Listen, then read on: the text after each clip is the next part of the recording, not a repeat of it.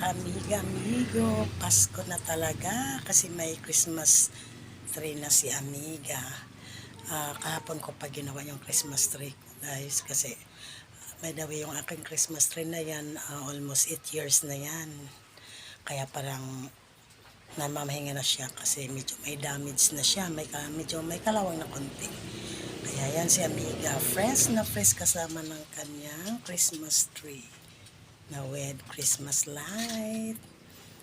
Diba, ang ganda ng aking Christmas tree. Kasi ang ganda ni Amiga, Puriabgaba. Ganda naman talaga ako kung ako walang iba, ako lang. Kung ako lang mag-isa sa mundo, maganda ako. Wala akong kalaban. Wala akong kalaban sa kagandahan pag ako lang nag-iisa sa mundo. Joke.